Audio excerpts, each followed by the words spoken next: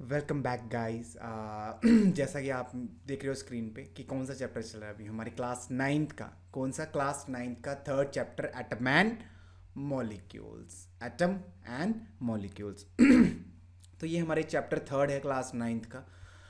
Easy सा पिद्दू सा छोटा सा चैप्टर है, चैप्टर थर्ड, और जिसका नाम है एटम एंड मॉलिक्यूल्स। अब देखो, जैसा नाम है वैसा ही हम इसको पढ़ेंगे। फर्स्ट ऑफ ऑल जो चैप्टर का नाम है एटम्स, एटम के बारे में पढ़ेंगे, और साथ में मॉलिक्यूल्स है, मॉलिक्यूल्स के बारे में पढ़ेंगे। तो फर्स्ट ऑफ ऑल यहाँ लिखा हुआ है कंसेप्ट मैपिंग। सबसे पहले लॉ ऑफ केमिकल कॉम्बिनेशन, दो आएंगे, law of conservation of mass and law of constant proportion. ठीक है, इन दोनों के बारे में पढ़ेंगे। देन डाल्टन एटॉमिक थ्योरी के बारे में पढ़ेंगे, उसके बाद एटम्स और मॉलिक्यूल्स के बारे में पढ़ेंगे। ठीक है, तो डिटेल में पढ़ेंगे। बुक में से पढ़ने का तभी फ़ायदा है जब हम डिटेल में पढ़ते हैं। इस वजह से मैंने क्या किया, आपको बुक में से पढ़ा रहा हूँ। नहीं तो मैं इसी को कॉपी पेस्ट करके आपके लिए बोल देता कि हाँ ये नोट्स मेरे हैं, आप यहाँ से पढ़ लो, लेकिन वो मज़ा नहीं आता। अब देखो, जिसकी जो चीज़ है उसी को क्रेडिट मिले, सबसे अच्छी चीज़ है। जैसे ये दिल्ली की रेफरेंस बुक है, टोटली बेस्ड ऑन एनसीईआरटी, तो इसी को फॉलो करेंगे। और ये मत समझना कि ये बाहर से होगा, ये उन्होंने स्ट्रिक्टली किसको फॉलो कर रखा है, एनसीईआरटी को फॉलो कर रखा है, सिर्फ आपके लिए, उनके बच्चों के लिए। तो मैं ये ढूंढ के आपके लिए लेके आया हूँ, तो यहीं से करेंगे हर एक चीज़। यहाँ पे लिखा हुआ है law of chemical combination. The chemical reaction between two or more substance giving rise to a product is governed by certain laws. जब भी हमारे पास कोई केमिकल रिएक्शन होगी, जब भी हमारे पास कोई केमिकल रिएक्शन होगी, तो ये जो अपने पास 5 लॉज सामने आपके दिख रहे हैं, इसी को फॉलो करेगी। First law, law of conservation of mass को फॉलो करेगी, लॉ ऑफ कांस्टेंट प्रोपोर्शन को फॉलो करेगी, लॉ ऑफ मल्टीपल प्रोपोर्शन को, law of reciprocal proportion, and the Gay Lussac law of combining volume. तो ये वाले हैं, ये तो हायर क्लासेस में पढ़ेंगे। फर्स्ट ऑफ ऑल यहाँ लिखा हुआ है लॉज। अब एक चीज़ आपको इंटरेस्टिंग सी, बिल्कुल बढ़िया सी आपके लिए ली हुई है, अभी से आपको करवा देता हूँ। थ्योरी, आपके दिमाग में क्वेश्चन आए ना आए, मैंने आपके लिए यहाँ रख दिया है कि what is the difference between theory and laws. आएगा, सभी के दिमाग में आता है, आपके भी दिमाग में है कि what is the difference between theory and laws. जब भी मैं लॉ की बात करूंगा, आपको पता है क्या कि न्यूटन ने 3 लॉ दिए थे अपने पास, और उन्हीं को लॉ, उनको लॉ ही क्यों बोला, उनको हम थ्योरी क्यों नहीं बोल पाए। अब बोहर की थ्योरी है, जब हम नेक्स्ट चैप्टर में पढ़ेंगे, रदरफोर्ड की थ्योरी है, तो थ्योरी को लॉ क्यों नहीं बोल सकते। तो फर्स्ट ऑफ ऑल ये अपने दिमाग में चीज़ बैठा लो कि जब भी हम थ्योरी की बात करेंगे तो थ्योरी में मॉडिफिकेशन पॉसिबल है, थ्योरी में चेंजेस हो सकती हैं, थ्योरी गलत हो सकती है, लेकिन when I am talking about law, तो लॉ की जब बात आएगी तो वो कभी गलत नहीं होगा, वो ऑल ओवर वर्ल्ड बिल्कुल सेम चलेगी, है ना। तो लॉज में चेंजेस नहीं हो सकते। लॉ मीन्स क्या कि एकदम बिल्कुल सटीक और सही, उसको कोई नहीं गलत कर सकता। ग्रेविटेशनल लॉ हो गया, कूलम्स लॉ हो गया, तो लॉ एक ऐसी चीज़ है जिसको हम क्या बोल सकते हैं, चाह के भी गलत नहीं कर पाते। लेकिन थ्योरी में क्या होता है, हम मॉडिफिकेशन कर सकते हैं। एक थ्योरी बनाई, वो थोड़ी सी गलत होगी तो हम नई थ्योरी के ऊपर चलेंगे based on the previous one. तो ये क्या है, मॉडिफिकेशन है। थ्योरीज में मॉडिफिकेशन पॉसिबल है, क्यों? क्योंकि थ्योरी गलत हो सकती है लेकिन लॉज कभी भी गलत नहीं होंगे। नेक्स्ट, अब ये आपको पता चल गया, समझ आ गया what is the difference between theory and laws, तो अब आप कभी नहीं भूलोगे इस चीज को। तो यहां पे फर्स्ट ऑफ ऑल यहां क्या लिखा हुआ है, law of conservation of mass लिखा हुआ है। ठीक है, law of conservation of mass, according to this law mass can neither be created nor be destroy particular in the chemical reaction.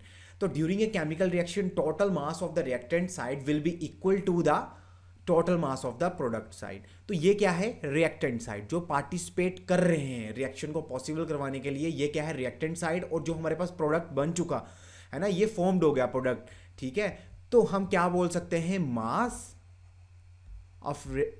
Mass of reactant side is equal to mass of product side.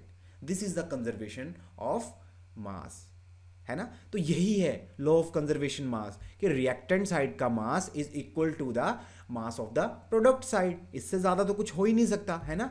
मास कहीं नहीं जा रहा, जैसे ये mass of A, mass of B, जैसे हम इसकी बात कर रहे हैं H2 प्लस O2 की, है ना। दिस इज द एग्जाम्पल, ये क्या है मेरे पास, एग्जाम्पल है आपके लिए, और आपने ये एग्जांपल याद रखनी है। ये यहाँ पे दी हुई है, 2 हाइड्रोजन दे रखे हैं, हाइड्रोजन का एटॉमिक नंबर 2 होता है, 2 के साथ एटॉमिक नंबर और मास, है ना। मास की बात करेंगे हाइड्रोजन की, तो 1+1 2 हो गया यहाँ पे, और 2 के साथ मल्टीप्लाई कर देंगे, ठीक, कितना हो जाएगा 4 ग्राम हो गया। यहाँ पे जब ऑक्सीजन के मास की बात करेंगे 16 आएगा, और यहाँ पे 2 लिखे, 2 के साथ मल्टीप्लाई तो 32, 32+4 कितना हो गया यहाँ पे 36। मास ऑफ रिएक्टेंट की बात करेंगे, और मास ऑफ प्रोडक्ट कितना आ गया 36। तो यही तो मैं बताने की कोशिश कर रहा हूं कि इसी को क्या बोलते हैं, लॉ ऑफ कंजर्वेशन ऑफ मास, कि रिएक्टेंट साइड जितना मास है उतना ही प्रोडक्ट साइड। तो this is the law of conservation of मास, अभी कभी नहीं भूलना इस चीज को, ठीक है। अब एक छोटू सा एक अपने पास एक मैं बोल सकता हूं क्या कि एक एग्जाम्पल है न्यूमेरिकल की फॉर्म में, और ऐसी एग्जाम्पल आ जाए तो आपने नहीं छोड़नी है, और आप कभी छोड़ ही नहीं पाओगे। क्यों? क्योंकि हम अच्छे से यही कर लेंगे। सबसे पहले यहाँ क्या लिखा हुआ है, sodium carbonate plus ethanoic acid. So this side is reactant side और this side is product side. यहाँ पे भी लिखा हुआ है this is the reactant side और this is the product side. अब हम क्या करेंगे, mass of the reactant side निकाल लेंगे, फिर mass of the product side निकाल लेंगे, ठीक है। हर एक चीज क्वेश्चन में गिवन है। हम क्या लगा रहे हैं, लॉ ऑफ कंजर्वेशन ऑफ मास। जब हमने मास लगाया तो सोडियम कार्बोनेट का मास निकाला तो 5.3, और जब मैंने मास निकाला इथेनोइक एसिड का तो कितना आएगा 5.3, 6.0, तो क्या आया 11.3। ये किस साइड का है, मास ऑफ रिएक्टेंट। जब यहां निकालने की कोशिश करेंगे sodium ethanoate plus carbon dioxide plus water, तो इसका निकाला 8.2 गिवन था, 2.2 और 0.9, तो किया तो 11.3 ग्राम निकाला। तो left hand side is equal to right hand side, means कि mass of reactant is equal to mass of product. यही तो निकालना था, और दोनों चीजें देखो यहां से मैंने आपके लिए निकाल दिया, और ऐसे ही न्यूमेरिकल पेपर में आएंगे। डरने की तो जरूरत है ही नहीं, जो बोलते हैं न्यूमेरिकल बड़े डिफिकल्ट है, ऐसे ही न्यूमेरिकल आते हैं आपको। और ये वाले न्यूमेरिकल तो आप फोड़ के आओगे जैसे मर्जी, लेकिन आप फोड़ के आओगे। क्यों? है कुछ इसमें? कुछ नहीं, हमने प्लस किया और आंसर आपके सामने, ठीक। अब यहां लिखा हुआ है law of conservation of mass. A pure chemical compound always contain the same elements combined together, means कि जैसे कि मैं बात कर रहा हूं H2O की, CO2, तो ये क्या है, एक प्योर केमिकल कंपाउंड। तो जब ये प्योर केमिकल कंपाउंड है तो इसका क्या रेशो आएगा, 18 ग्राम ऑफ H2O लिया तो 16 ग्राम क्या था ऑक्सीजन और 2 ग्राम था हाइड्रोजन। जब मैंने क्या किया, mass of hydrogen upon mass of oxygen, तो कितना आएगा 2/16, तो कितना आ गया 2/8। जब मैंने 36 ग्राम लिया तो कितना आएगा 4/32, तो कितना आ गया 2/8 आ गया। जब मैंने 9 ग्राम उठाया तो कितना आएगा, यहाँ आएगा, मैंने यहाँ गलत कर दिया, यहाँ आएगा 1, यहाँ पे भी आएगा 1:8। जब देखो कभी कभी फास्ट में गलती हो जाती है, अब तो कोई बात नहीं, लेकिन हम उसको सुधार लेंगे, ठीक। यहाँ पे कितना आ रहा है 1:8। तो देखो अगर मैं लॉ ऑफ कांस्टेंट प्रोपोर्शन की बात करता हूँ तो हमेशा रेशो जो आएगा वाटर का 1:8 आएगा, ठीक। अगर मैं बात करूँ कनाडा की, अगर मैं बात करूँ यूएसए की, अगर मैं किसी भी कंट्री की बात करूँ, तो अगर बात कर रहा हूँ डिफरेंट कंट्री की, तो वो भी तो पानी पीते हैं, और उसका पानी का रेशो क्या होगा 1:8। कभी ये मत समझना कि अगर हम कनाडा चलेंगे तो वहाँ रेशो अलग होगा, वो गलत बात। कभी भी कहीं भी कंट्री में चले जाओ, अगर हमने टैप का पानी उठा लिया, चाहे गटर का पानी उठा लिया, नाली का पानी उठा लिया, यहाँ का पानी उठा लिया, जम्मू का पानी उठा लिया, कहीं का भी पानी उठा लिया, कर्नाटका का उठा लो, है ना, आंध्र प्रदेश का उठा लो, रेशो क्या आएगी, रेशो आएगी 1:8। इसलिए इसका क्या नाम रखा हुआ है, law of constant proportion. Law means कहीं पर भी चले जाओ वर्ल्ड में, ये लॉ कभी भी चेंज नहीं होगा। 1:8 मीन्स 1:8 ही आएगा, ठीक। इसको भूलना नहीं है। यहां लिखा हुआ कि हमने 3 एग्जांपल्स डिफरेंट उठाई है, और सभी का रेशो जो आ रहा है 1:8 ही आ रहा है, ठीक है, रेशो 1:8 आ रहा है। तो इससे क्या पता चलता है कि ये क्या है, लॉ ऑफ कांस्टेंट प्रोपोर्शन। बिल्कुल सही बात है। हम चाहे पॉन्ड का पानी उठा लें, चाहे वेल का पानी उठा लें, चाहे लेक का पानी उठा लें, कहीं का भी पानी उठा लें, हमारे पास जो रेशो निकल के आएगा वो 1:8 का ही होगा, ठीक। वो क्या रेशो निकल के आएगा, 1:8 का निकल के आएगा। कभी नहीं भूलना है, याद रखना है।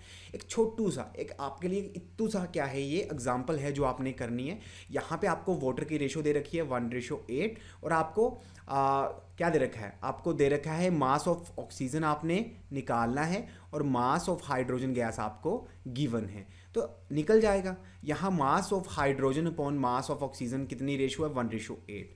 तो क्या आएगा? यहाँ पे 3 रेशियो गिवन है, मास ऑफ ऑक्सीजन निकालना है और 1:8 आ गई, तो ये उठ के यहाँ चला जाएगा, ये उठ के यहाँ चला जाएगा, तो 3 × 8 is equal to mass of oxygen. तो कितना आया? 24। तो क्या ये इजी सा न्यूमेरिकल आप नहीं निकाल सकते? डेफिनेटली आप इसको कर सकते हो, डेफिनेटली आप इसको निकाल सकते हो, इतना डिफिकल्ट तो है ही नहीं है, आप कर लोगे इसको। तो ऐसे न्यूमेरिकल तो आप फोड़ के आओगे और ऐसे ही पेपर में आएंगे, है ना। चलो नेक्स्ट क्वेश्चन करते हैं, क्या लिखा हुआ है? Dalton atomic theory. अब इसके बारे में पढ़ते हैं। अब ये थ्योरी क्यों लिखा हुआ है ना? यहाँ लो क्यों नहीं लिखा हुआ? क्योंकि थ्योरी को हम मॉडिफाई कर सकते हैं, इसको भी हमने मॉडिफाई कर रखा है। ये थ्योरी गलत भी हो सकती है ना, इसकी कुछ लिमिटेशंस भी होंगी। दैट्स वाई कि ये क्या है? डाल्टन एटॉमिक थ्योरी है, ठीक। अब फर्स्ट जो बोलता है, all matter is made up of very tiny particles called atom. मैंने पहले भी बताया था कि जो टाइनी पार्टिकल्स की बात कर रहे हैं वो क्या है? एटम है। मैटर के जो छोटे छोटे पार्टिकल्स का हमने बताया वो क्या चीज है? वो है एटम। वो क्या है? एटम है। सेकंड पॉइंट बोलता है, atom are individual particles which can't be created or destroyed in a chemical reaction. ठीक है, यही क्या है? यही प्रूव करता है law of conservation of mass को। ना तो ये क्या करेंगे? इंडिविजुअल पार्टिकल्स हैं, ना ही ये क्रिएट होंगे, ना ही ये डिस्ट्रॉय होंगे। लेकिन हम यहाँ एक लिमिटेशन ऐड कर सकते हैं, इलेक्ट्रॉन, प्रोटॉन, न्यूट्रॉन। तो ये भी तो एटम से निकल के आए, तो दिस इज द लिमिटेशन। ये बोलता है कि नहीं तोड़ सकते हम, लेकिन हम उसको डिवाइड कर सकते हैं। डिवाइड करने पे ही हमें क्या मिलता है? इलेक्ट्रॉन, प्रोटॉन, न्यूट्रॉन एंड काफ़ी सारे पार्टिकल्स है जो हमें मिलते हैं, ठीक है। अब यहां लिखा हुआ है, atom of an element have identical mass and chemical properties. मान लो एक मेरे पास ये बॉक्स है, इस बॉक्स में hydrogen hydrogen hydrogen hydrogen hydrogen hydrogen hydrogen hydrogen hydrogen, तो पूरे बॉक्स में हाइड्रोजन है। एटम ऑफ एन एलिमेंट, तो ये एक एटम ऑफ एन एलिमेंट, ये एक एलिमेंट है, उसके बीच में एटम है, छोटू एटम रखे हुए हैं। मैं क्या करूंगा, अगर मैं इस पेन को मतलब कि स्टडी करना चाहता हूं तो मैं हर एक एलिमेंट को अलग अलग नहीं निकालूंगा, मैं इसका सिर्फ एक छोटा सा एटम निकालूंगा, उसकी स्टडी कर लूंगा, और जो उस एटम की प्रॉपर्टीज होंगी वही सारे एलिमेंट को क्या करेगी? फॉलो करेगी। ये नहीं है कि एक उठा लिया उसको स्टडी कर लिया, दूसरा उठा लिया उसको स्टडी कर लिया, ना, इतना टाइम तो अपने पास है ही नहीं। तो फिर हम क्या करेंगे? हम एक एटम को उठाएंगे, उसकी स्टडी करेंगे, केमिकल प्रॉपर्टीज लिख लेंगे और वही बोल देंगे, सभी की क्या होगी? सेम होगी। क्यों? क्योंकि एलिमेंट में क्या है, क्या बोल रहे हैं हम कि ये क्या है? सेम एटम है ना। एलिमेंट में क्या है? सेम एटम, और उनकी प्रॉपर्टीज भी क्या होंगी? सेम होंगी। But when I am talking about when the element have different atoms, तो क्या होगा? उनकी प्रॉपर्टीज भी क्या होंगी? डिफरेंट होंगी। मान लो कि atom of different elements have different mass and chemical properties. तो यहाँ पे एक मैंने उठा लिया आपके लिए ये, और उठाने के बाद मैंने क्या किया, इसमें ऑक्सीजन है, हाइड्रोजन है, फिर oxygen, hydrogen, lithium, hydrogen, oxygen, hydrogen, lithium, lithium, hydrogen, oxygen. तो क्या होगा? जो इस एलिमेंट में डिफरेंट एटम्स हैं वो क्या करेंगे? उनकी प्रॉपर्टीज भी क्या होंगी? डिफरेंट होंगी। बस ये सिंपल सी चीज़ है, ठीक। और जो ये वाला है ये बता रहा है कि आप कहीं पे भी चले जाओ, लॉ ऑफ कांस्टेंट प्रोपोर्शन तो वहाँ पे रहेगा ही रहेगा केमिकल प्रॉपर्टीज़ में। और लास्ट वन क्या बता रहा है? The relative number and kind of atoms are constant in a given compound, ठीक है। तो ये लास्ट वन है। लास्ट वन याद रखना है कि ये क्या बोलता है कि कितना हैवियर है पार्टिकल 1 एटॉमिक यूनिट से, है ना, 1 U से। The relative number and kind of atoms are constant in given compound, ठीक, कांस्टेंट रहेगा गिवन कंपाउंड में, ठीक है। तो ये हमने कितने पॉइंट किए? 1 2 3 4 5 6 पॉइंट आप हमारे पास, और हमने एक एक पॉइंट को अच्छे से कर लिया कि matter is made up of very tiny particles. और जो पार्टिकल्स का नाम क्या रख दिया हमने? रामू शामू ये नहीं रखेंगे। क्यों नहीं रखेंगे? क्योंकि हमने इसका नाम रख दिया एटम, ठीक। Atom are indivisible and which can't be created not destroy. तो ये क्या बता रहा है? Law of conservation of mass, law of conservation of mass बता रहा है जी। उसके बाद atom of an element have identical mass and chemical properties. अगर एक एटम उठाया, उसकी स्टडी की, सारे के सारे वही होंगे और कुछ भी करने की जरूरत नहीं, सारे के सारे वही होंगे। हम बार बार निकाल निकाल के हर एक को स्टडी नहीं करेंगे। उसके बाद अगर डिफरेंट डिफरेंट हुआ तो मैं बोल सकता हूं कि इन एटम की प्रॉपर्टीज क्या है, डिफरेंट है, मास भी डिफरेंट है एक दूसरे से।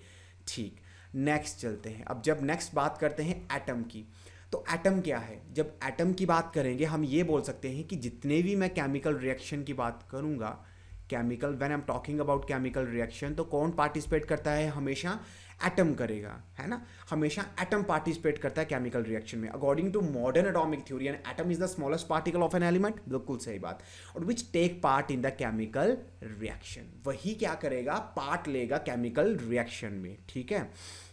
तो atom are very small and it's, अब देखो एटम इतना छोटू है, इतना छोटू, इतना छोटू, इतना छोटू कि आप अपनी नेक्ड आई से, है ना, नहीं देख पाओगे। आपको क्या करना पड़ेगा? यूनिफॉर्म पहनानी पड़ेगी अपनी आंखों को, तभी जाके देखेंगे। ऐसा तो नहीं है, तो हम नहीं देख पाते। उसके लिए क्या चाहिए? Powerful microscope. ये चुंदू से माइक्रोस्कोप से भी नहीं दिखता एटम, इतना छोटा होता है, इतना छोटा, इतना छोटा।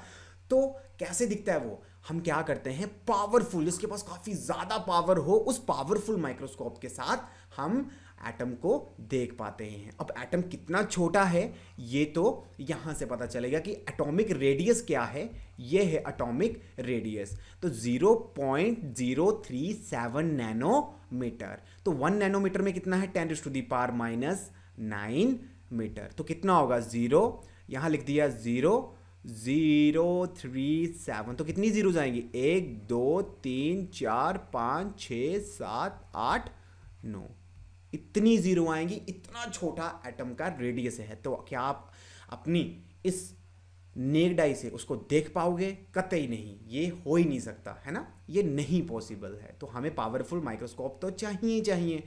ठीक है भाई, आयोपैक आ गया। अब आयोपैक क्या चीज़ है? आयोपैक ने क्या कर दिया? काफ़ी सारी लड़ाइयाँ रुकवा दी हमारी, है ना, काफ़ी सारी लड़ाइयाँ रुकवा दी। हम चाहते थे कि जो एलिमेंट का नाम हो वो हो रामू, है ना, रामू हो, पप्पू हो, गोल्डी हो, लेकिन ऐसा नहीं हुआ। ऐसा नहीं हुआ। ऐसा क्यों नहीं हुआ? क्योंकि आयोपैक नेमिंग आ गई। आयोपैक क्या है?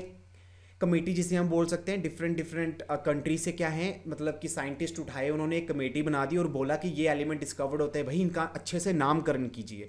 नामकरण इन द सेंस कि इनका नाम रखिए जो ऑल ओवर वर्ल्ड चले सेम। ये तो है नहीं कि हमने यहाँ रामू बोल दिया और जब हमने अपने पेपर बाहर भेजे करने के लिए तो वहाँ पे वो तो बोल रहे हैं कि रामू तो हमें पता ही नहीं है, हमने तो नाम क्या रखा हुआ है? जैक्सन रखा हुआ है। तो ये तो फिर गलत बात होगी ना। हमारे यहाँ पे रामू, वहाँ पे जैक्सन, कहीं पे जॉन, तो ये तो सारा गलत चीज़, ये फंडा ही पूरा गलत हो गया। फिर हम क्या करें भाई?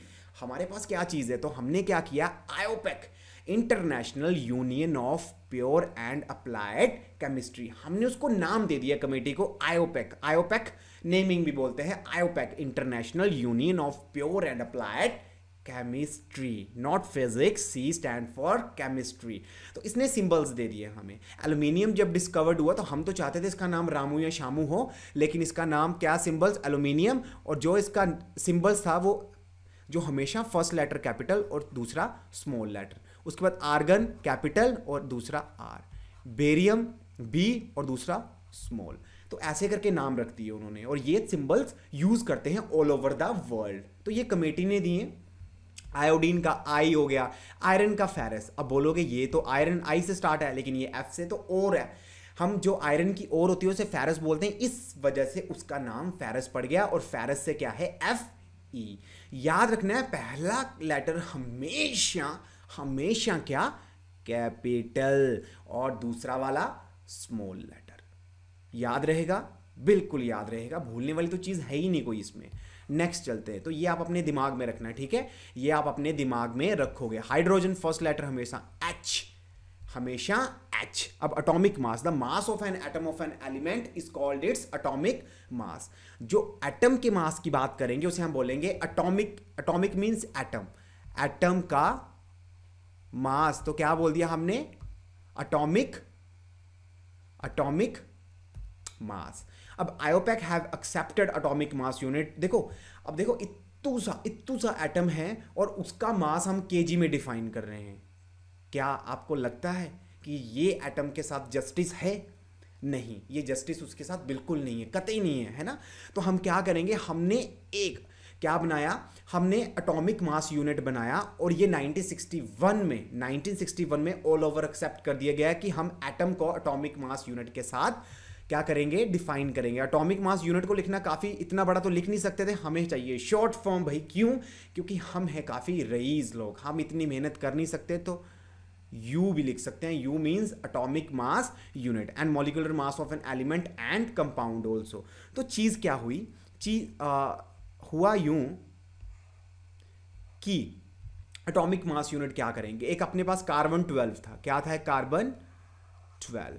कार्बन 12 के हमने कितने टुकड़े कर दिए, 1 2 ये 1 2 3 4 5 6 7 8, ये 3 4 5 6 7 8 9 10 और एक ये 12, 3 4 5 6 7 8 9 10 11 12। ठीक है, तो हमने क्या एक कार्बन 12 लिया और उस कार्बन 12 के एक पिज़्ज़ा ले लिया मान लो, और उसके कितने टुकड़े कर दिए, यहाँ से 12 टुकड़े कर दिए। और उस टुकड़े की जो एक स्लाइस होगी, उस टुकड़े की क्या एक स्लाइस मान लो, एक स्लाइस, एक टुकड़े की ये वाली स्लाइस जो हम बात कर रहे हैं, ये वाली स्लाइस, कौन सी स्लाइस, थोड़ा सा कलर चेंज कर लेते हैं, थोड़ा डिफरेंट लगे ना, ये वाली स्लाइस। तो इस स्लाइस, ये स्लाइस किसके बराबर है, 1 एटॉमिक मास यूनिट के बराबर, इसी को बोलते हैं। और जो ये एटम की बात कर रहा है वो सी कार्बन 12 एटम की बात कर रहा है। ठीक है, carbon 12, the atomic mass unit is defined as the quantity of mass equal to मतलब 1 ये टोटल और इसका 12वां हिस्सा है ना, 12th part of mass of an atom. किसकी बात, कौन सा एटम, कार्बन 12।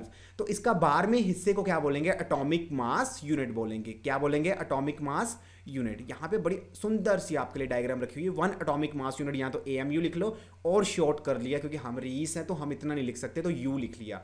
तो 1/12 इंटू 12वां हिस्सा किसका, mass of an atom of carbon 12। ठीक, उसका 12वां हिस्सा जब हमने उसको काटा, एक पिज़्ज़े को, कार्बन 12 को, उसका 12वां हिस्सा जब लेके आए, उसका वेट किया, तो वो किसके बराबर आया, 1 एटॉमिक मास यूनिट के बराबर आया। तो 1 एटम ऑफ हाइड्रोजन किसके बराबर होगा, 1/2 लिखा हुआ है, कार्बन 12। ठीक, अब जब नाइट्रोजन की बात करेंगे 14 के साथ मल्टीप्लाई हो जाएगा और 1/12 ऑफ कार्बन 12, यहाँ 2 नहीं आएगा, यहाँ पे आएगा 12, यहाँ आएगा 12, यहाँ पे भी 12। तो 1/12 इंटू सी का 12 हम क्या बोल सकते हैं, इसको बोल सकते हैं U। और U किसके बराबर है, 1/12 into mass of the carbon atom.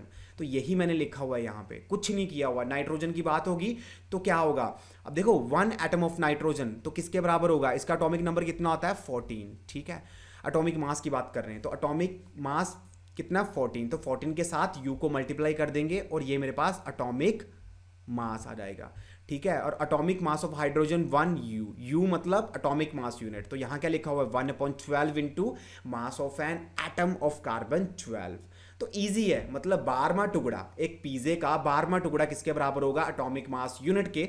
और 1 एटम ऑफ नाइट्रोजन किसके बराबर होगा, उसके टुकड़े के, लेकिन उसका एटॉमिक नंबर कितना, 14। तो 14 के साथ मल्टीप्लाई कर देंगे, दैट्स इट, इतना ही है सिर्फ। अब एलिमेंट की बात कर रहे हैं और एटॉमिक मास की बात कर रहे हैं। एलिमेंट कौन सा, हाइड्रोजन, और एटॉमिक मास 1U। कार्बन का एटॉमिक नंबर कितना होता है, 6, उसको डबल कर दो कितना आ जाएगा, 12। Nitrogen 7, 14 oxygen 8। एटॉमिक नंबर का डबल आपके पास क्या होता है, उसका मास होता है।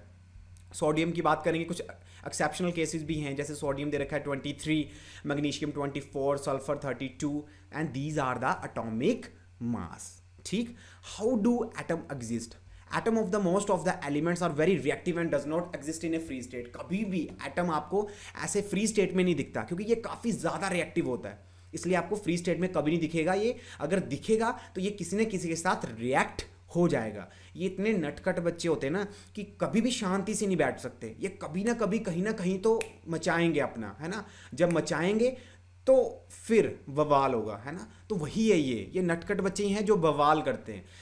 जब, और कुछ होते हैं शांतिपूर्वक, बिल्कुल आराम से बोल दिया बैठने को तो पूरा दिन वहीं बैठे रहेंगे। वो कौन से हैं? Noble gas, helium, neon, argon, krypton, xenon and ये आरएन।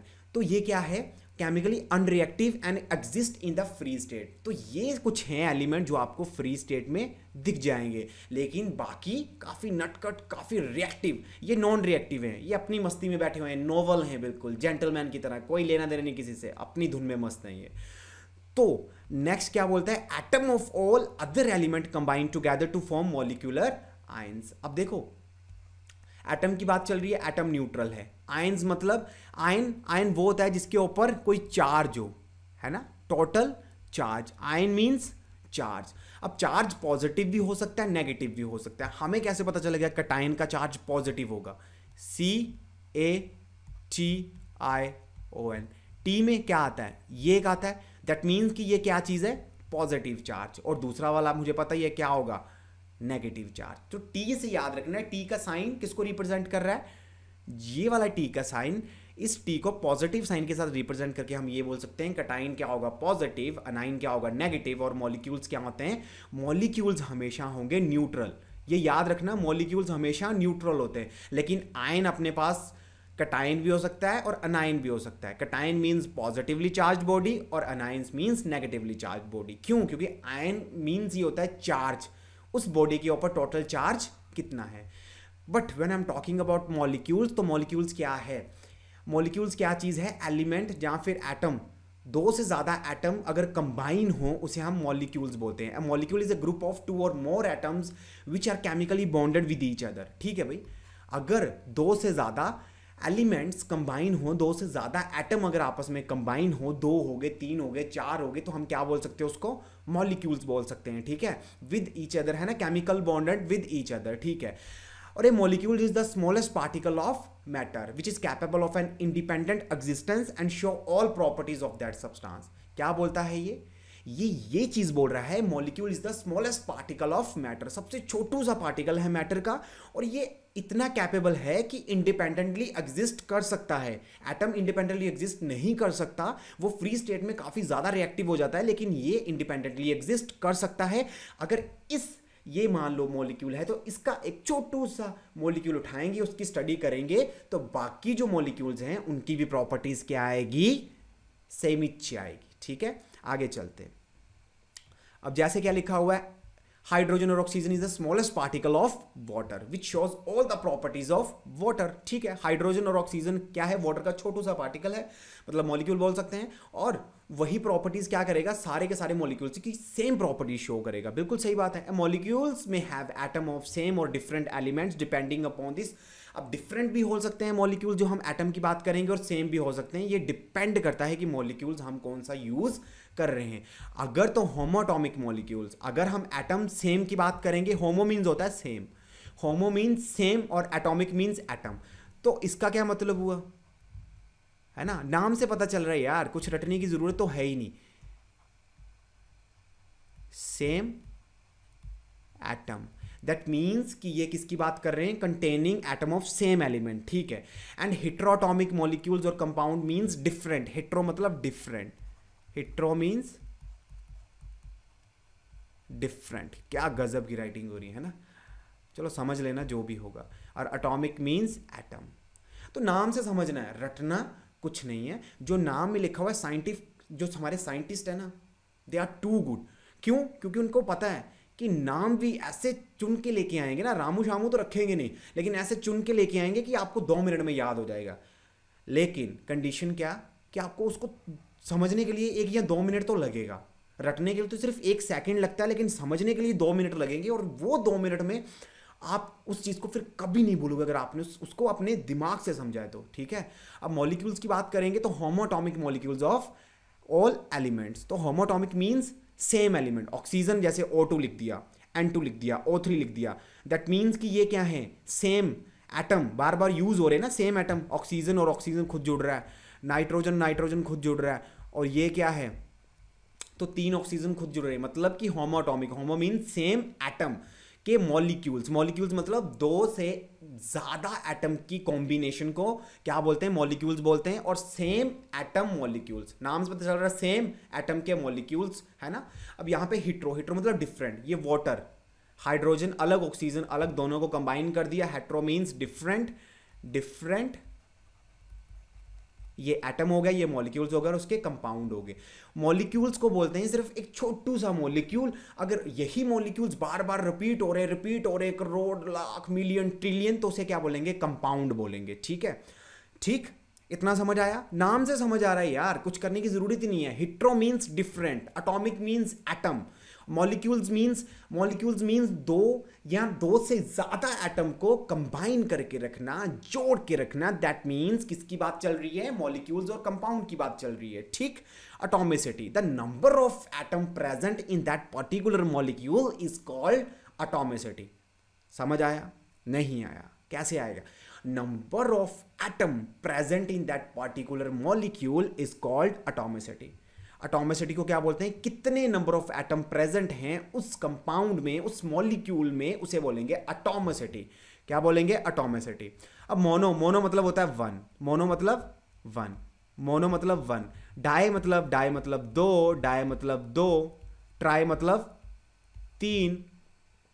अब पॉली मतलब जितने मर्जी बोलते जाओ। टेट्रा क्या होता है, टेट्रा मतलब, अच्छा ट्राई, टेट्रा लिखा हुआ है, टेट्रा 4 और ट्राई 3, और पॉली मतलब ज़्यादा, 8 9 10, है ना, बोल सकते हैं उसको।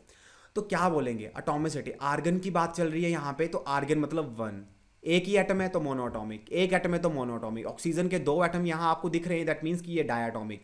हाइड्रोजन के 2 एटम दिख रहे हैं तो ये डायएटॉमिक। हाइड्रोजन, ऑक्सीजन और नाइट्रोजन, ये इतने डरते हैं ना बेचारे, कभी भी अकेले नहीं मिलेंगे, कभी भी अकेले नहीं मिलेंगे, ये डरते हैं काफ़ी ज़्यादा कि कोई इन पे। अब फॉस्फोरस के पास क्या है, 4, दैट मीन्स टेट्राटॉमिक, टेट्रा मीन्स 4 और atomic means 4 atom, 2 atom, 2 atom, 1 atom और 8।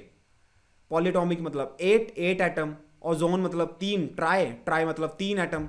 तो ये चीज़ें हैं, ये चीज़ें हैं जो आपको याद नहीं रखनी, आप सिर्फ अपने दिमाग में रखनी है। एटॉमिसिटी मीन्स क्या होता है, number of atom present in that particular molecule. ठीक, अब हम लिखेंगे केमिकल फॉर्मूला। आप बोलोगे केमिकल फॉर्मूला आ गया, कैसे करेंगे, हम हैं तो 2 मिनट में हो जाएगा, कुछ नहीं करना है इसमें। केमिकल फॉर्मूला में इतना इजी है ना ये, आपको सिर्फ कुछ चीज़ें याद रखनी है। एक एनसीईआरटी का एक टेबल है जिसमें आपको कटायन और अनायन, उसकी पावर बता रखी है कि कितना उसमें कटायन आएगा, कितना अनायन आएगा। सिर्फ मेरे लिए आपने वो याद करना है। ठीक, मे बी यहाँ पे हो, अगर नहीं होगा तो आपको एनसीईआरटी में से मिल जाएगा वो टेबल, आपको याद करना। अगर नहीं मिलेगा मेरे को बताना, मैं आपको फिर नेक्स्ट टाइम आपको बता दूंगा कि वो आप कैसे, एनसीईआरटी में है, नहीं तो मैं आपको यहीं पे प्रोवाइड करवा दूंगा, डोंट वरी। ठीक है, अब it is the symbolic representation of the composition of A compound. Symbolic representation मतलब उसको कैसे लिखेंगे हम सिंबल की फॉर्म में। जैसे ये CO2 है तो CO2 क्यों आया, O2 को पहले क्यों नहीं लिखा। दूसरी बात, अब उसके बाद H2O, तो O पहले क्यों नहीं आया और OH2O क्यों नहीं लिखा। द वैलेंसी और charges on an ion must balance. Charge क्या होना चाहिए, ये न्यूट्रल होना चाहिए। ठीक, चार्ज क्या होना चाहिए, हमेशा बैलेंस होना चाहिए। When A compound is formed of metal and non metal, symbols of metal comes first. Symbol of metal, ठीक है, जब भी हम बात करेंगे, काफ़ी इंपॉर्टेंट चीज़ है ये, कैसे लिखेंगे। जब भी हम बात करेंगे, मैं बोल रहा था ना कार्बन पहले क्यों आया, ऑक्सीजन बाद में क्यों आया, क्यों, क्योंकि जब भी हम केमिकल फॉर्मूला लिखना जा रहे हैं तो सबसे पहले किसको लिखते हैं, symbol of metal comes first then non metal. पहले क्या आएगा ये कोई नहीं बताता है, सिर्फ बुक से पढ़ेंगे तभी हमें पता चलेगा। बुक से पढ़ने का यही फायदा होता है। तो पहले क्या आएगा, पहले मेटल आता है। पहले क्या आएगा, पहले भाई जी, पहले आएगा मेटल। याद रखनी है ये चीज़, पहले क्या आएगा, मेटल देन नॉन मेटल। अब तो नहीं भूलेंगे जी, जो मर्जी हो जाए तो ठीक है। पहले आएगा मेटल देन नॉन मेटल। तो कार्बन, हाइड्रोजन, ये क्यों पहले आए आपको पता चल गया। When polyatomic ions are used, the ions are enclosed in a bracket. जब भी polyatomic means 4 5 6 बड़ा जब एलिमेंट जो आयंस आएगा तो हमेशा उसको कैसे लिखेंगे, ब्रैकेट में लिखेंगे। ठीक है, उसको हमेशा कैसे लिखेंगे, ब्रैकेट में लिखेंगे। याद रखनी है ये चीज़। ठीक है, हमने क्या किया, वैलेंसी और आयंस को हमने इस तरीके से बैलेंस करना है कि वो उसका चार्जेस क्या हों, न्यूट्रल आए, देन हमने मेटल को पहले लिखना है और नॉन मेटल को बाद में लिखना है। ये क्या है, कैरेक्टरिस्टिक है केमिकल फॉर्मूला के। और देन हम क्या करेंगे, पॉलीएटॉमिक को हमेशा किस में लिखेंगे, ब्रैकेट में लिखेंगे। किस में लिखेंगे, ब्रैकेट में लिखेंगे, ठीक है। मॉलिक्यूलर मास जैसे H2O, तो H2O it is the sum of atomic masses of all atom in a molecule of that substance, ठीक है। H2O हो गया, ठीक है। तो H2 मतलब हाइड्रोजन का 1 आ गया, प्लस ऑक्सीजन का कितना आ गया 16, तो टोटल कितना आया 18U। यही तो निकालना था, molecular mass of water 18 atomic mass unit. कभी भी केजी नहीं लिखेंगे यहां पे, याद रखना। हम किसके साथ डील कर रहे हैं, हमेशा एटम के साथ डील कर रहे हैं, तो यहां पे U आएगा। U means atomic mass unit, ठीक है, याद रखोगे ये चीजें। अगर मैं बात करूंगा NaCl की, तो NaCl मतलब Na के पास अगर कुछ नहीं है तो मींस 1, यहां पे भी 1, तो क्या करेंगे 1 इंटू 23 प्लस 1 इंटू 35.5, तो जब मल्टीप्लाई करोगे तो 58.5 एटॉमिक मास यूनिट आ जाएगा। It is the sum of atomic mass of ions and atom present in that formula for the compound. तो ये क्या है, एटॉमिक मास यूनिट दे रखा है, इसका भी क्लोरीन का भी एटॉमिक मास यूनिट दे रखा है, और फॉर्मूला में नंबर ऑफ एटम कितने प्रेजेंट है उसके साथ उसको मल्टीप्लाई करना पड़ेगा। यहां पे नंबर ऑफ एटम्स 1 प्रेजेंट था तो 1 के साथ मल्टीप्लाई किया, अगर 2 होता तो यहां पे 2 के साथ मल्टीप्लाई करता, लेकिन यहां पे 1 है इसलिए 1 किया। यहां पे 2 था तो मैंने 2 के साथ मल्टीप्लाई किया, बस ये था कुछ इसमें नहीं, ठीक। Rule for writing chemical formula, we first write symbols of each element which formed compound, ठीक है, symbols लिखेंगे। below the symbols of each element we should write their valency। valency मतलब क्या चीज़, कि नंबर ऑफ देखो उसको वैलेंसी क्या चीज़ होती है, जब आप नेक्स्ट चैप्टर में जाओगे तो वैलेंसी आपको यहाँ मेंशन कर दिया, नेक्स्ट चैप्टर में आपको डिटेल में करवाऊंगा क्या चीज़, कि न्यूट्रल उसको क्या करना है, उसको जेंटलमैन बनने के लिए कितने नंबर ऑफ इलेक्ट्रॉन लूज करने पड़ेंगे या गेन करने पड़ेंगे। जेंटलमैन मतलब न्यूट्रल बनने के लिए, है ना। और नाउ क्रिस क्रॉस मतलब उसको क्रिस क्रॉस मल्टीप्लाई कर देंगे उसको कॉम्बिनेशन को, ठीक, बस इतना सही है। When the valency is 1 subscript is not written, अगर 1 होगा, अगर वैलेंसी 1 होगी तो आपको 1 लिखने की जरूरत नहीं है, ठीक। When there are multiple number of polyatomic and ions, तो हम किस में लिखेंगे, हमेशा ब्रैकेट में लिखेंगे। ये हमने पहले भी पढ़ लिया था, कुछ डिफिकल्ट नहीं। हाइड्रोजन की वैलेंसी 1 होती है, आपको एक टेबल याद करना पड़ेगा। आप मेरे लिए सिर्फ एक टेबल याद कर लेना, ठीक। मेरे लिए एक टेबल आपने याद करना है, और वो टेबल आपको कहाँ मिलेगा, वो मिलेगा आपको टेबल NCERT में, ठीक। अगर नहीं मिलेगा तो मैं यहाँ पे आपको प्रोवाइड करवा दूंगा, डोंट वरी, ठीक। आगे चलते हैं, यहां लिखा हुआ है हाइड्रोजन की वैलेंसी 1, और यहां लिखा क्या हुआ है सल्फाइड की वैलेंसी 2, तो बस 1 और 2 की वैलेंसी नीचे लिख दी, क्रिस क्रॉस कर दिया मल्टीप्लाई, तो H के साथ 2 आ जाएगा और S के साथ 1 आ जाएगा, ठीक। 1 चाहे लिखो चाहे ना लिखो, it's all up to you. हम 1 को नहीं लिखेंगे, है ना, और हमने 1 को नहीं लिखा, और जो फॉर्मूला आया H2S आ गया, हाइड्रोजन सल्फाइड आ गया। नेक्स्ट, जब हम कार्बन की बात करेंगे और ऑक्सीजन की, कार्बन के पास जो वैलेंसी होगी 4 की होगी, ठीक। अब होता है एटॉमिक नंबर होता है 6 और वैलेंसी निकल के आती है 2 और 4, या तो ये गेन कर देगा या लूज कर देगा, तो वैलेंसी 4 ऑक्सीजन की आती है 2। हम क्या करेंगे, क्रिस क्रॉस करेंगे तो कितना आएगा C2O4। मैं यहां से इसको काट भी सकता हूं, यहां 1 आ जाएगा और यहां आ जाएगा 2, तो कितना आएगा C1O2। तो 1 को चाहे लिखो चाहे ना लिखो तो क्या बन गया, कार्बन डाइऑक्साइड, ठीक। यहां लिखा हुआ है कि कॉमन एंड डिवाइडेड फॉर्मूला, हम यहीं पे इसको काट लेंगे और अपने पास कार्बन डाइऑक्साइड आंसर आ जाएगा। हाइड्रोजन क्लोराइड का क्या करेंगे, हाइड्रोजन की भी वैलेंसी 1, क्लोरीन की भी वैलेंसी 1, जब इसको क्रिस क्रॉस करेंगे मल्टीप्लाई करेंगे तो क्या आएगा H1Cl1, है ना। 1 इतना बड़ा चला गया ना ये, तो ये 1 आ जाएगा, ठीक। तो हम क्या करेंगे, चाहे 1 को नहीं लिखेंगे, हम 1 हमेशा इग्नोर करते हैं, ठीक। अब क्या आ गया, कार्बन टेट्राक्लोराइड, ये आ गया हाइड्रोक्लोरिक एसिड, ये आ गया कार्बन टेट्राक्लोराइड। तो कार्बन यहां आ गया, उसके नीचे 4, क्लोरीन के नीचे 1, क्रिस क्रॉस किया तो क्या आएगा CCl4, याद रखनी ये चीज।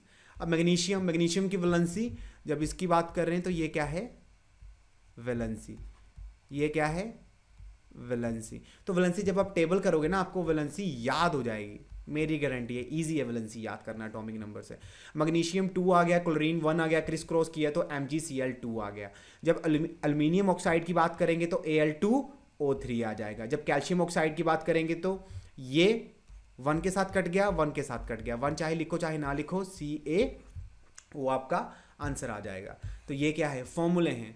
ऐसे आप नहीं लिख सकते, नहीं निकाल सकते केमिकल फॉर्मूला, आराम से निकाल सकते हो, इतने ईजी हैं आपके लिए। Ions, an ion may be defined as an atom or group of atoms having positive or negative charge. जहां पे भी आयन की बात आएगी दैट मीन्स मैं किसकी बात कर रहा हूं, चार्ज की बात कर रहा हूं। किसकी बात कर रहा हूं, चार्ज। ठीक, टोटल चार्ज उस एलिमेंट के ऊपर कितना है। When I am talking about positive charge, some positively charged ions, तो सोडियम के ऊपर पॉजिटिव चार्ज, कैल्शियम के ऊपर पॉजिटिव चार्ज, पोटाशियम के ऊपर पॉजिटिव चार्ज, कैल्शियम के ऊपर पॉजिटिव चार्ज और एल्यूमिनियम के ऊपर पॉजिटिव चार्ज। ठीक है, सम नेगेटिवली चार्ज आयंस, क्लोरीन के ऊपर नेगेटिव चार्ज, सल्फाइड के ऊपर, हाइड्रोक्साइड के ऊपर और सल्फेट आयन के ऊपर नेगेटिव चार्ज।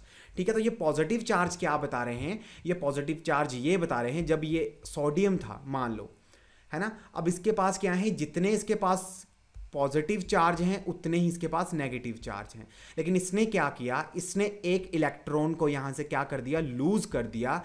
जब इलेक्ट्रॉन लूज कर देंगे तो क्या होगा, सोडियम के पास अब क्या हो गया, पॉजिटिव चार्ज ज्यादा आ जाएंगे और नेगेटिव चार्ज कम हो जाएंगे। इस वजह से इसके ऊपर क्या आ जाएगा, पॉजिटिव चार्ज आ जाएगा। नहीं समझ आया, चलो नहीं समझ आया तो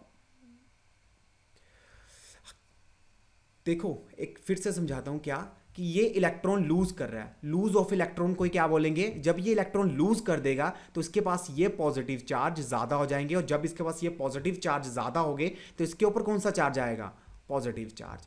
जब ये क्लोरीन की बात करेंगे तो ये क्या कर रहा है, ये करेगा क्या, इसने क्या कर दिया, गेन कर लिया इलेक्ट्रॉन।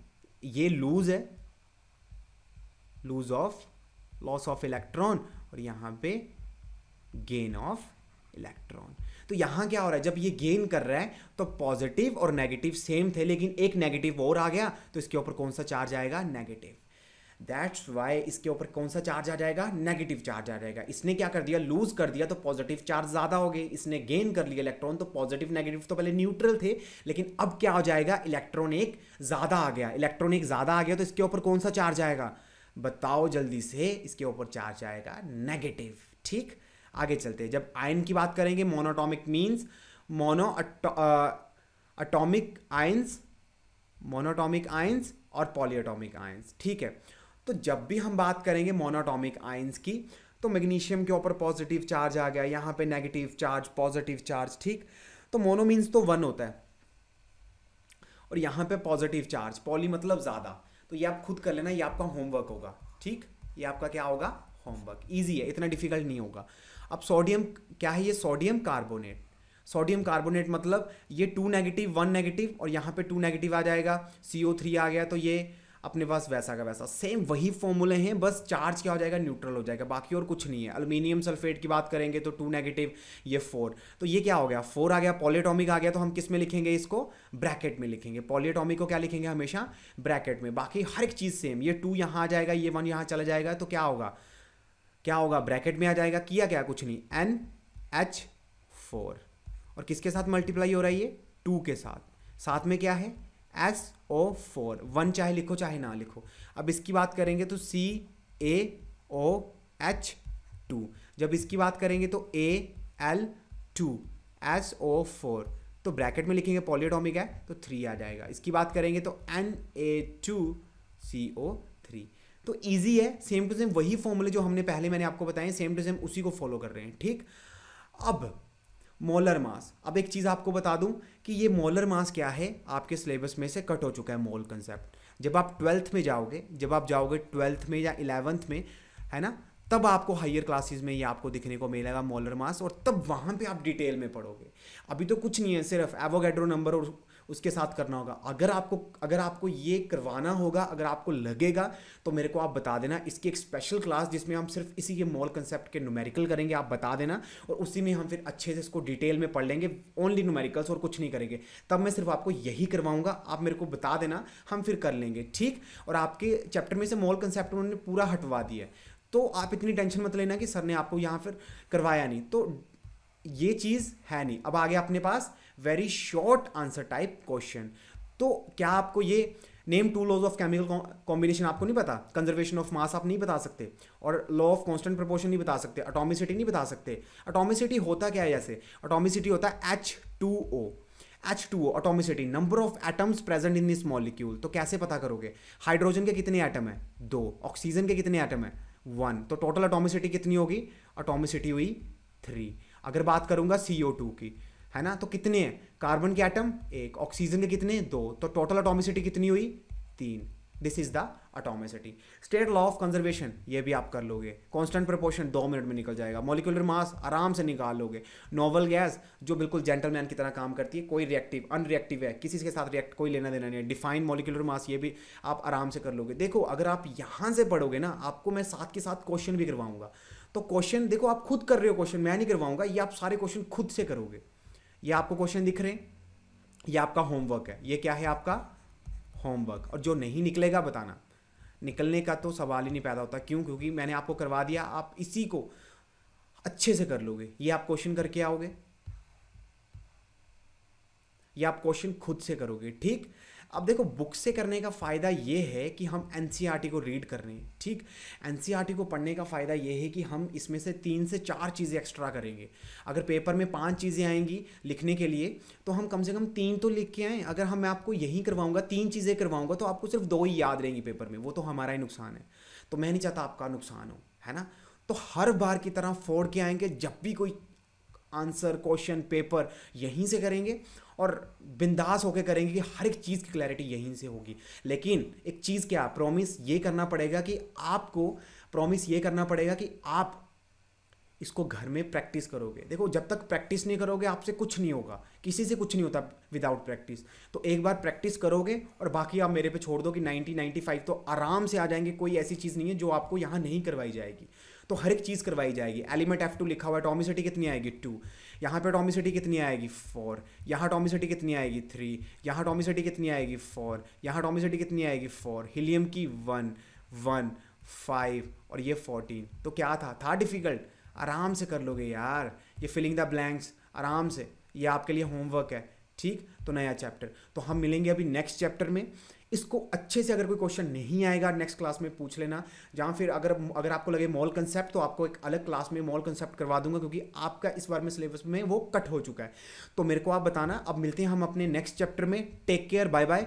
और जो भी होगा बिंदास एक दूसरे की हेल्प से करते जाएंगे। ओके बच्चे, bye, good bye, take care.